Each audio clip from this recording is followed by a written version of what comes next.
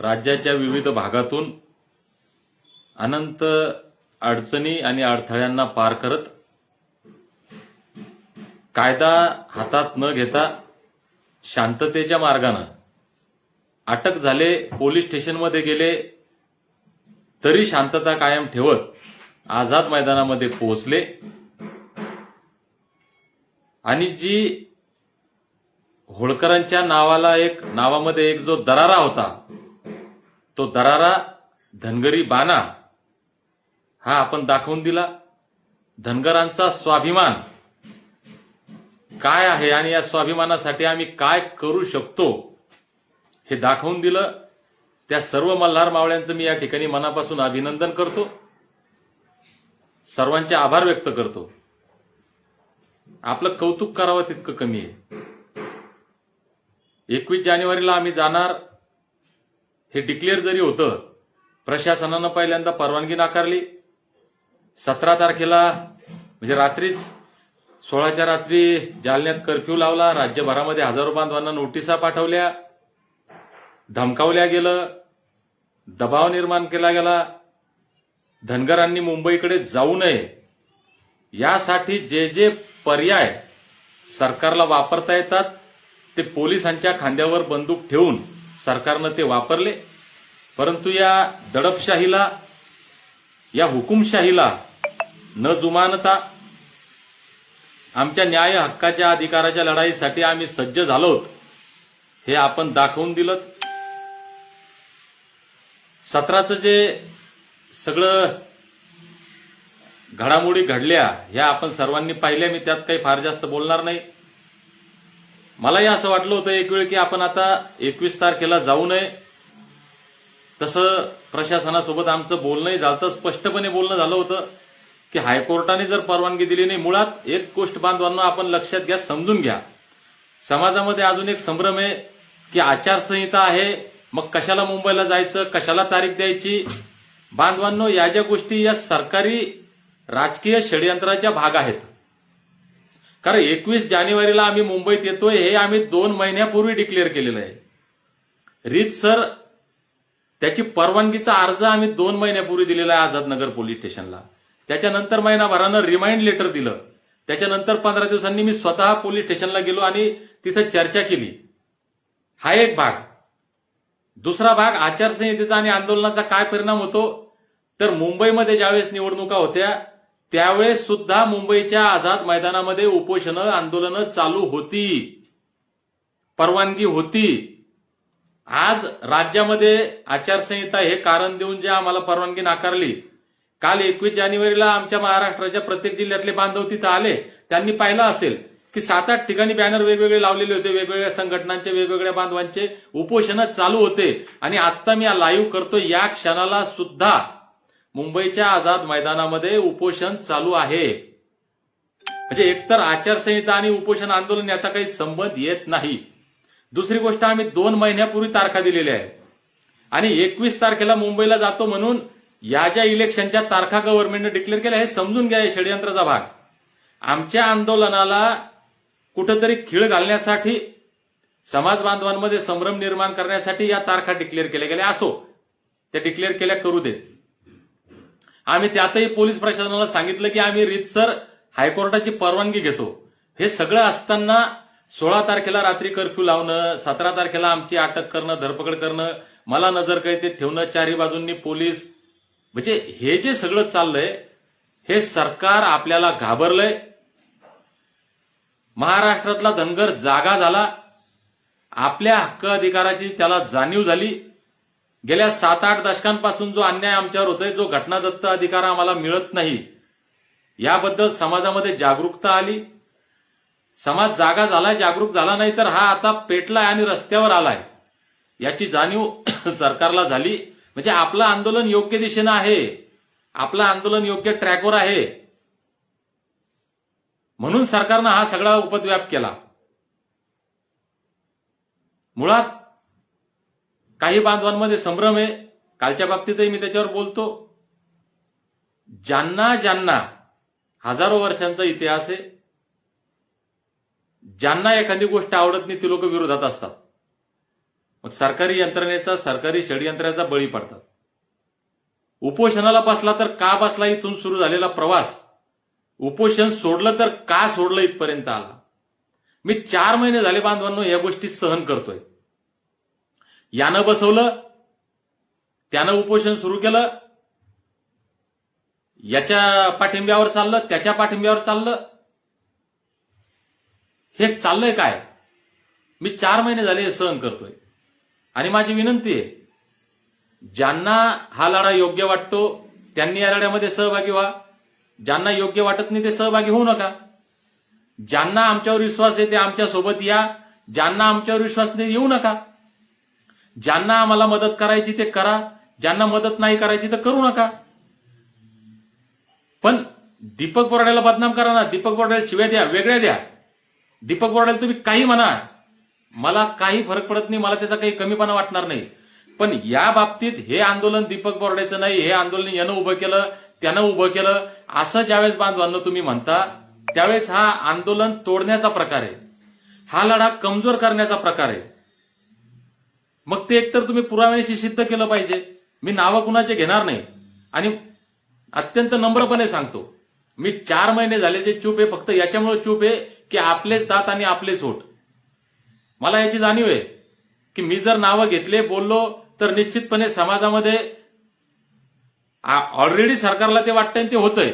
म्हणून मी 4 महिन्यापासून सहन करतोय. पण मी माणूस आहे, मी काही देव नाही किंवा संत नाही काही पण सहन करायला आणि काही पण ऐकायला. मलाही भावना आहेत आणि मी आयुष्यात कधी खोटं कुणाचं ऐकलं नाही. कशाबद्दल तुम्ही मला या लढ्याला तोडताय? जालन्यात आलेले लाखो लोक कुणी पाठवले? कोणत्या नेत्यानं पाठवले? बरं ठीक आहे, दीपक बोराडेचं आंदोलन 17 सप्टेंबरला सुरू झालं. मी 16 सप्टेंबर 2024ला पंढरपूरला उपोषणाला बसलो होतो. माझ्यासोबत 5 भाऊ होते. ते आंदोलन कोण उभं केलं होतं?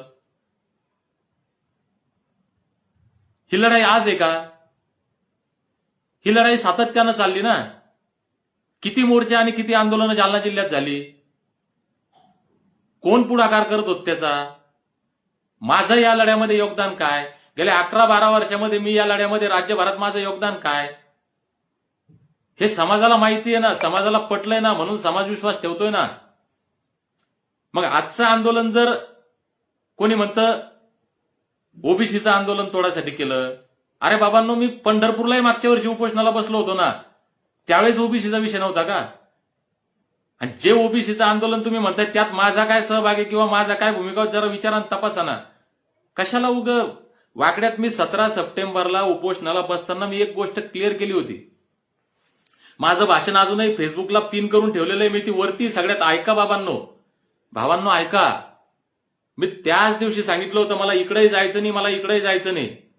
मला ज्याप्रमाणे अर्जुनाला तो डोळा दिसत होता पक्षाचा, त्याप्रमाणे मला हे दिसतंय. मला लेफ्ट राईट जायचं नाही. का तुम्ही मजबूर करता याच्यावर यायला? म्हणून सर्वांना माझी विनंती आहे, परत एकदा, तुम्हाला करता आली तर मदत करा, नाही केली तर आमचा काही आक्षेप नाही.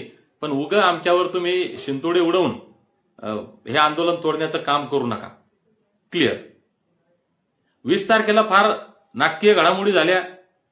17 तारखेच्या प्रकारानंतर मला असं वाटलं होतं की आपण थांबावं.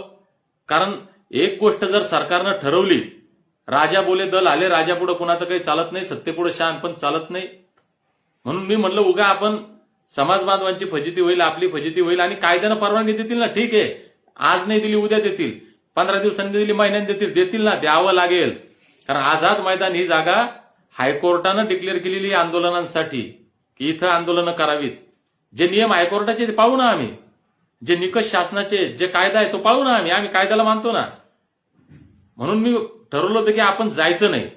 मी ज्यावेळेस जायचं नाही म्हटलं, कायद्याचा विचार करायचा, कोर्टाचा मान ठेवायचं म्हणलं, काय प्रतिक्रिया आल्या राज्यभरातून बांधवांना तुम्ही सांगा.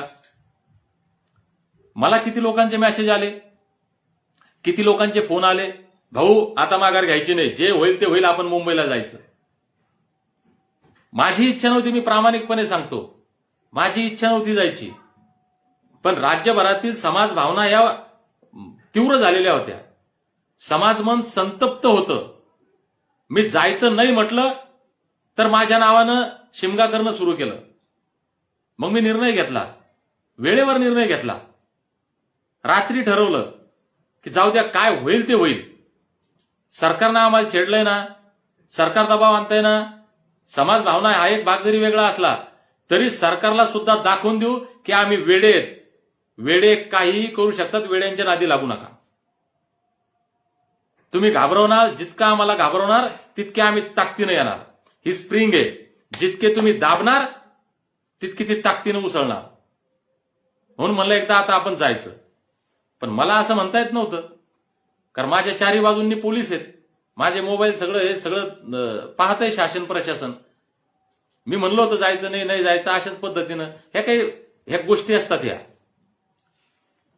यालाच गनिमी कावा म्हणतात, यालाच लढाईचं तंत्र म्हणतात. आणि ते मी वापरलं. आता मी प्रत्येक गोष्ट जर समजावून सांगत बसलो तर नाही जमणार भावांनो. विश्वास ठेवा ना. एकदा ठेवला ना विश्वास, आतापर्यंत लढलो ना आपण, मी स्वतः लढलो ना. मी तुम्हाला नावं सांगतो आता सगळ्यांचे. मी पहिल्यांदा नोकरी सोडल्यानंतर भेटलो डांगे साहेबांना, त्यांच्या कामानं प्रेरित झालो. नंतर विकास महात्मे साहेबांना, महादेव जानकर साहेब, गोपीचंद भाऊ पडळकर, लक्ष्मण हाके, या सगळ्या लोकांसोबत काम केलं ना. आणि किती काम केलं हे त्यांना विचारा, एकदा प्रत्येकाला विचारा की दीपक बोराडेनं तुमच्यासोबत किती काम केलं, समाजासाठी किती काम केलं. समाजासोबत जो चालला, समाजाचा प्रश्न घेऊन चालला, त्यासोबत आम्ही लढतो. मी नाही, सगळा महाराष्ट्रातला धनगर लढतो. मग सगळ्यांना एकदा विश्वास ठेवला ना आपण, मग एकदा आता जर हा लढा दीपक बोराडे घेऊन जात असेल, मी म्हटलंय की जो लढा स्वर्गीय बी.के. कोकरे साहेबांनी सुरू केलाय त्या लढ्याचा शेवट करणं हा माझा उद्देश आहे, प्रामाणिक उद्देश आहे. काय होईल मला माहित नाही. मी जबाबदारीने सांगला हा शेवटचा लढा आहे, पण कधी तुम्ही ठरवल्यावर. मी आज सुद्धा नम्रपणे सांगतो, जबाबदारीने सांगतो भावांनो, मी जरी म्हणत असलो मी या लढ्याचा शेवट नाही करू शकत, हे माझ्या हातात नाही, हे तुमच्या हातात आहे. आपल्या लेकरा बाळांचं कल्याण करणं माझ्या हातात नाही, हे तुमच्या हातात आहे, सगळ्यांच्या हातात आहे. हे सगळ्यांनी ठरवलं तर होतंय, होऊ शकतंय, 100% होतं. सगळ्यांनी ठरवलं तर आपण त्या दिशेनं चाललोय, योग्य दिशेनं चाललोय. मग 20 तारखेला वेळेवर ठरवलं. आता ह्या काय वेगवेगळ्या स्ट्रॅटेजीज असतात. मी 20 तारखेला सकाळी घरून निघालो, काय तो सगळा घटनाक्रम आहे. आम्ही पळालो, मुंबईत पोहोचलो. आता माझा मोबाईल माझ्याकडे नाही, माझे दोन्ही मोबाईल माझ्याकडे नव्हते, ते पोलिसांनी जप्त केले, माझी गाडी जप्त केली. पण माझं हे सगळे अकाउंट 4-5 मोबाईलहून वेगवेगळ्या ठिकाणाहून ऑपरेट होतात. नशिबानं ती गोष्ट चांगली आहे. पोलीस खात्यात काम केल्यामुळे थोडंसं डोकं चालतं.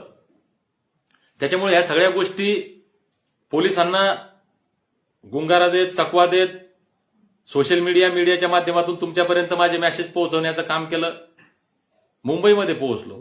तिथं पोहोचल्यानंतर सुद्धा फार हे होतं, आझाद मैदानात पोहोचलो.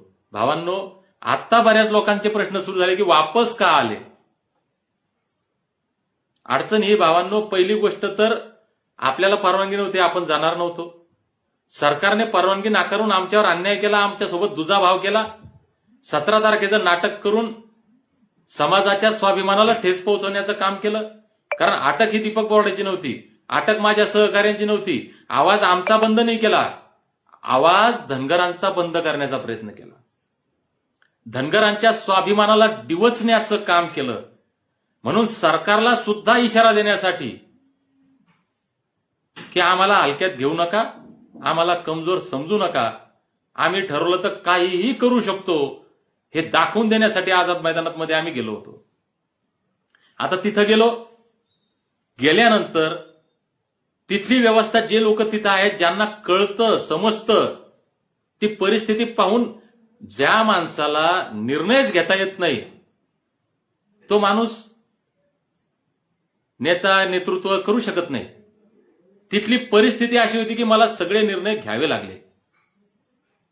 का घ्यावे लागले? आता त्याच्यातही तुम्ही किंतु परंतु कोणी करतील, किंतु परंतु करणाऱ्यांना करू द्या. ज्यांना आमच्यावर विश्वास आहे ते आमच्या सोबत चला. आम्ही निर्णय घेतला. मला ज्यावेळेस पहिल्यांदा डीसीपी साहेब आले भेटायला, मी स्पष्ट सांगितलं, पहिल्यांदा आमचे मल्हार मावळे जिथं जिथं तुम्ही अटक करून ठेवलेत ते सगळे इथं माझ्या समोर आझाद मैदानामध्ये आणा. सगळे मल्हार मावळे ज्यावेळेस इथं येतील त्यावेळेस मी ठरवेल काय करायचं, मग मी विचार करतो, मग आपण चर्चा करू.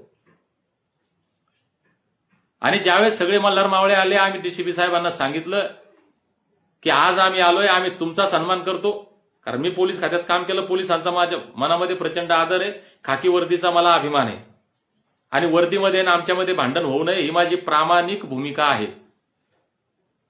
आम्ही न्यायालयाचा मान ठेवतो, पण माननीय उच्च न्यायालयाचे त्या ठिकाणी चुकलं.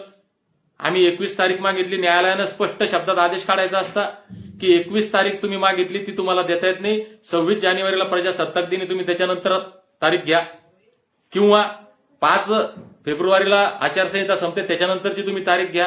न्यायालयानं 28 तारीख दिली. भावांनो, मला सांगा, न्यायालयानं पण आमच्यासोबत मजाकच केली ना. समजा 28ला निकाल दिला माननीय न्यायमूर्तींनी की यस तुम्ही इथं आंदोलन करू शकता, 21 तारीख परत येणार आहे. तुम्ही सर्वांनी जी तयारी केली, कोण आयशर केलं, कोण टेम्पो केलं, कोण पातेले सोबत घेतले, कोण राशन सोबत घेतलं, कोण कपडे सोबत घेतले, कोण आपले आपले कामधंदे आटपून सगळ्यांनी आपापलं नियोजन केलेलं आहे. परत 21 तारीख येणार आहे का? म्हणजे न्यायालयाने आमच्यासोबत मजाक केली. म्हणून न्यायालयाला सुद्धा सांगावं की बाबा हो, आम्ही आलो, पण आता तुमचा सन्मान ठेवतो आणि शांततेत बाहेर जातो. म्हणून मी डीसीपी साहेबांना सांगितलं की तुम्ही आम्हाला एक पत्र द्या की भविष्यात आम्ही ज्यावेळेस पुढच्या महिन्यात तारीख तुम्हाला मागू, तुम्ही आचारसंहिता झाल्यावर म्हणा, 26 जानेवारी नंतर म्हणा, आम्ही ते मानायला तयार आहे. तुम्ही एक तारीख आम्हाला सन्मानानं, आमचा संविधानिक अधिकार आहे आंदोलन करण्याचा. पोलीस जे नियम आम्हाला घालून देतील, न्यायालयांनी जे अटी शर्ती ठेवलेल्या आहेत, जो नियम तिथं घालून दिलेला आझाद मैदानाचा, या सगळ्या नियमांचं पालन करत शांततेच्या मार्गानं, संविधानिक मार्गानं, स्वाभिमानानं, असं लपून छपून नाही. आम्ही मल्हारराव होळकरांचे, यशवंतराव होळकरांचे वंशज आहे. हे लपून छपून गनिमी काव्यानं नाही जायचं. ताठ मानेनं जाऊ, गाड्यांना झेंडे लावून जाऊ, वाजत गाजत जाऊ आणि मग आझाद मैदानात बसू. मग बसू आणि मग ठरवू.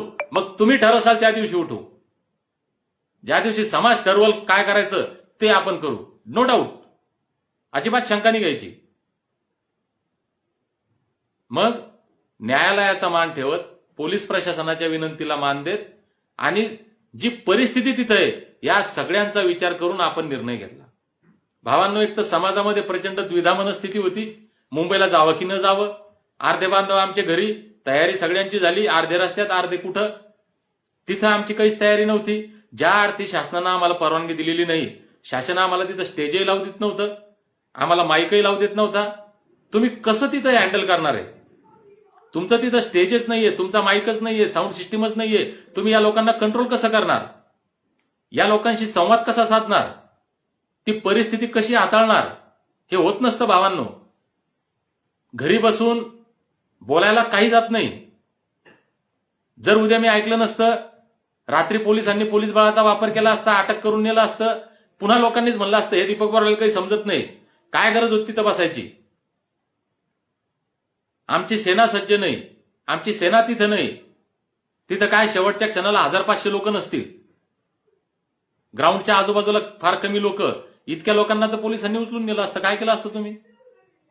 म्हणून सगळ्या गोष्टींचा सारासार विचार करत आपण निर्णय घेतला की हे आंदोलन आपण न्यायालयाच्या आदेशानं, पोलिसांच्या परवानगीनं, सरकारच्या परवानगीनं आपण शांततेत, संविधानिक मार्गानं आणि स्वाभिमानानं सुरू करणार. हा लढा संपलाय का? अजिबात नाही. हा लढा थांबलाय. आम्ही थांबवला का? नाही. हा लढा सरकारनं थांबवलाय.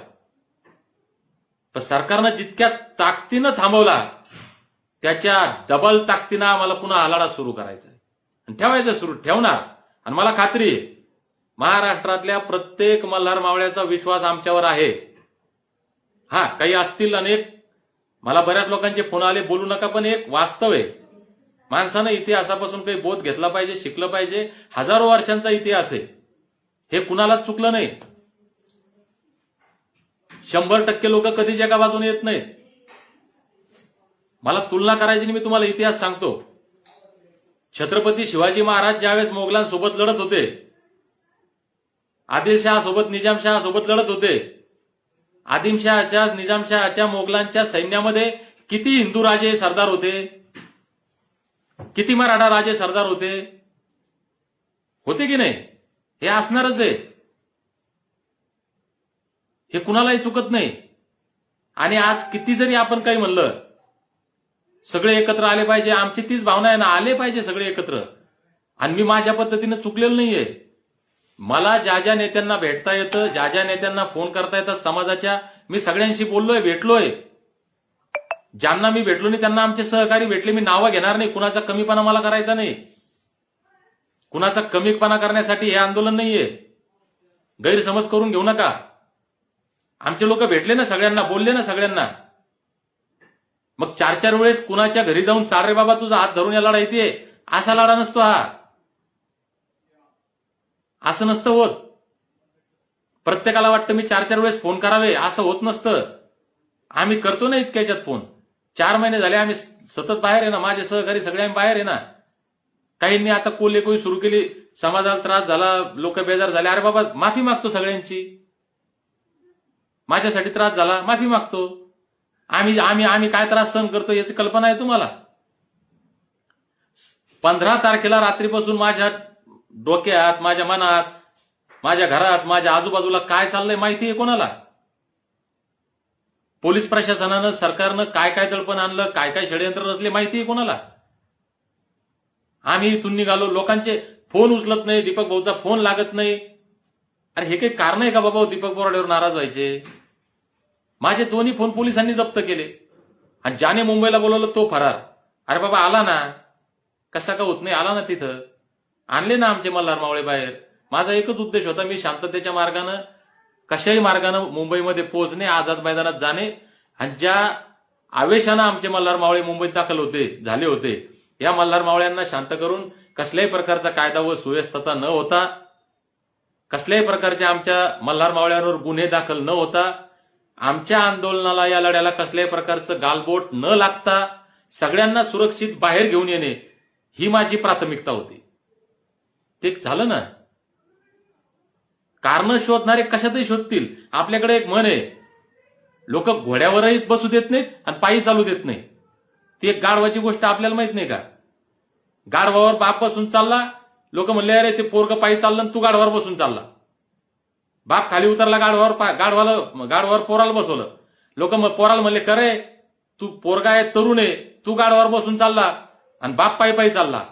मग दोघं गाढवावर बसले. पुन्हा लोक म्हणले अरे तुम्ही किती निर्दयी लोक आहेत, दोघं बापले का त्या गाढवावर बसले, त्या गाढवाला जीव आहे की नाही आहे. म्हणजे बांधवांनो, लोक कशातही त्रुटी काढणार आहेत, कशालाही नाव ठेवणार आहे, कशातही खोडा घालणार आहेत. आणि ते आपल्या समाजात आहेत का? तर आहेत आणि असणारच आहेत. तुम्ही काही जरी केलं तरी ते असणार आहेत. म्हणून त्यांच्याकडे दुर्लक्ष करूयात. मी परत एकदा अत्यंत नम्रपणे सांगतो, ज्यांना आमच्यावर विश्वास आहे ते विश्वास ठेवा. ज्यांना आमच्या सोबत यायचंय ते या, ज्यांना नाही यायचं ते येऊ नका. पण आम्हाला नावं तर ठेवू नका. दीपक बोराडेला शिवाय द्या ना, दीपक बोराडेला काय म्हणायचं ते म्हणा, पण हा लढा तोडण्याचं काम करू नका.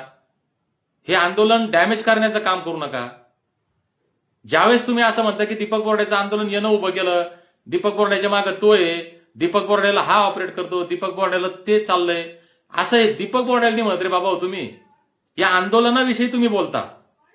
आणि मी तर जाहीरपणे आजही सांगतो, फडणवीस साहेबांकडे सगळी यंत्रणा आहे. पार दिल्लीच्या ईडी, सीबीआय पासून तर राज्याचे एसआयडी, सीआयडी, गुप्तचर खातं, सगळं पोलीस, सगळं डिपार्टमेंट आहे.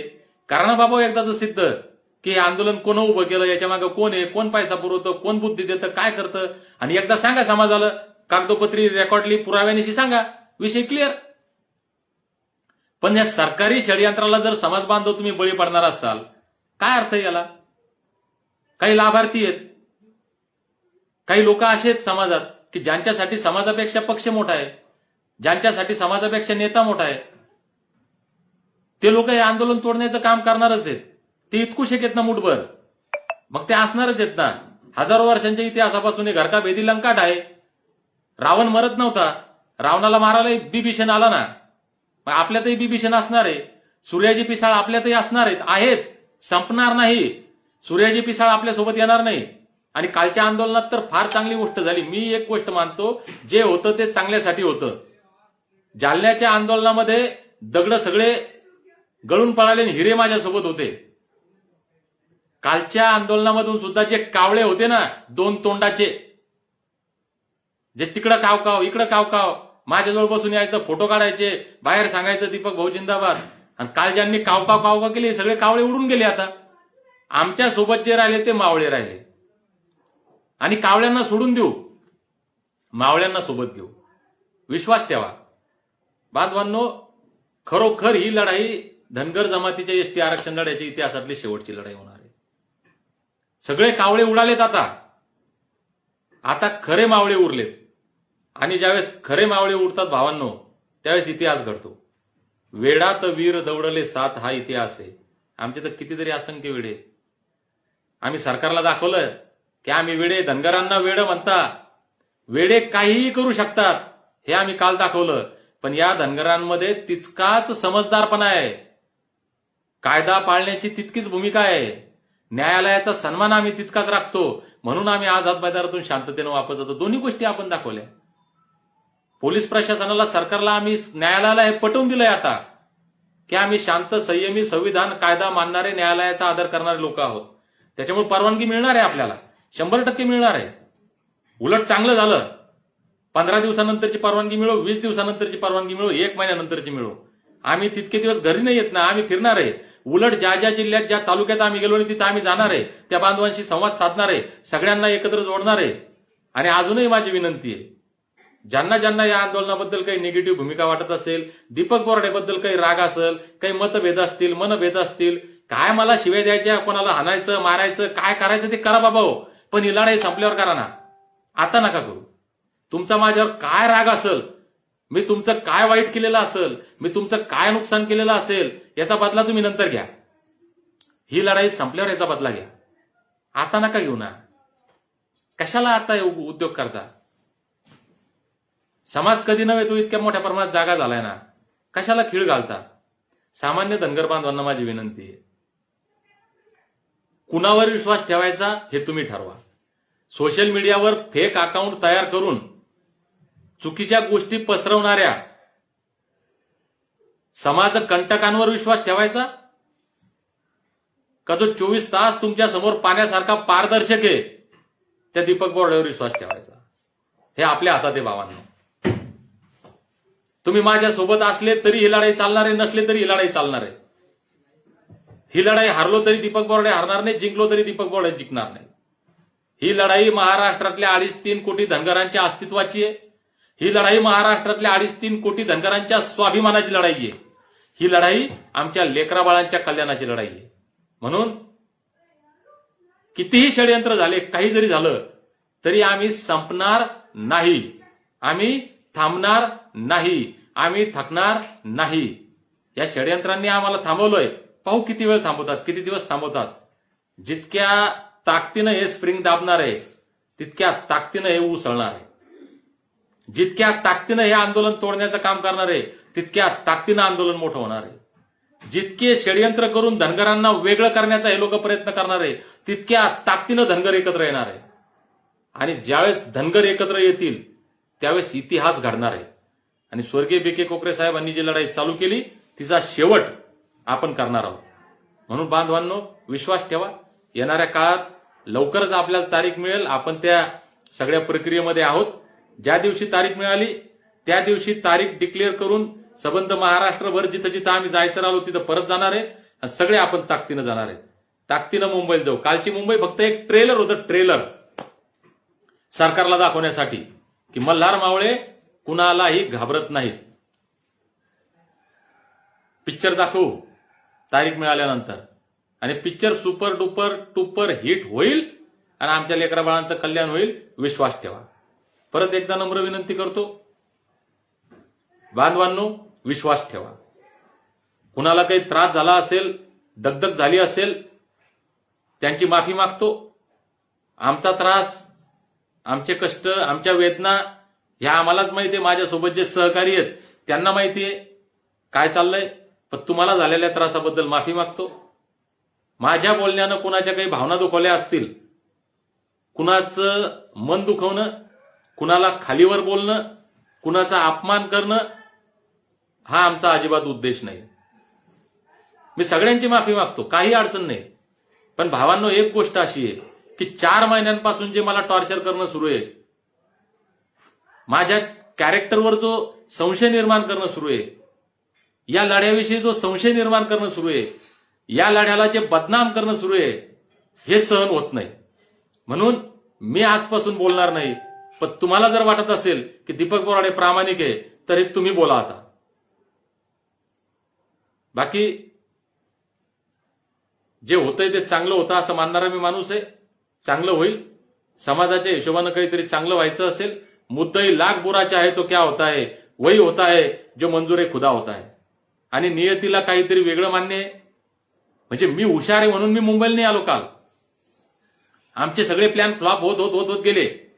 आम्ही ठरवलेला प्लॅन फ्लॉप झाला, पण दुसरा प्लॅन नॅचरली तयार झाला, तोही फ्लॉप झाला. तिसरा नॅचरली तयार झाला, तोही फ्लॉप झाला. चौथा नॅचरली तयार झाला.